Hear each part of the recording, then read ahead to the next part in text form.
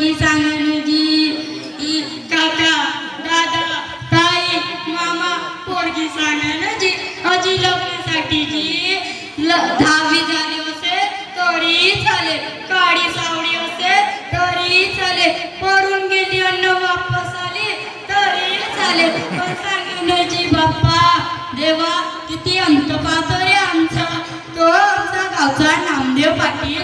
त्यानं सांगलं बापू तू हर दुनियाला जा तर ते मस्त पोरी राहता. मग का आलो हर दुनियाला तिकडे पाहतो तो पोरी मस्त सजून सजून मटकत त्या.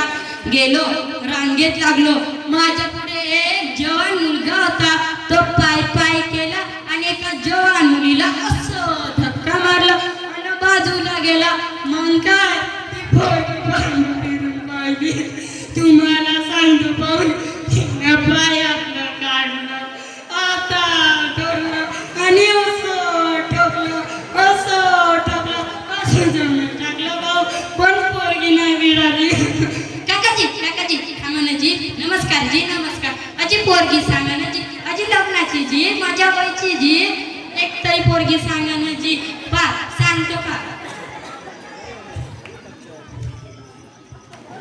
अशी चालत असेल तरी चालेल जी, पण सांगा ना जी. का नाव माझं नाव पांडुरंग तुकाराम चुन्ना लावे. शिक्षण अति शिक्षण 2 विषयांनी MA झालं, कॅम्प्युटर बी झालं, टायपिंग बी झालं, पण कोणी भरती देणार नाही आणि पोरीचा बाप तर अजिबातच नाही. का धंदा अजी मी कोणताही काम करतो. वय माझं वय नाही का जास्त नाही, फक्त नाही का 35 वर्ष आहे. 7-8 वर्ष झाले काकाजी मुलीच मिळत नाही, म्हणून नाही का बायका पाहता व बायका. आता का करू काकाजी सांगा ना जी. अजी मी तुमच्या पायात पडतो जी, एक तरी पोरगी सांगा ना जी सांगा ना जी. त्याच रूढी परंपरांनी ग्रासलेल्या समाजाने मुलाला वंशाचा दिवा समजलं. मुलगा चढा असा हट्ट धरला, मुलीला दुय्यम स्थान दिलं. गर्भलिंग जाती करून मुलीला गर्भातच मारून टाकलं. म्हणून आज समाजामध्ये मुलींची संख्या कमी आहे. समाजामध्ये 35-40 वय झाली पण मुलीच मिळत नाही. यात आमचं काय दोष? जर समाजामध्ये असंच होत राहिलं तर फार मोठ्या समाज व्यवस्था ढासळती.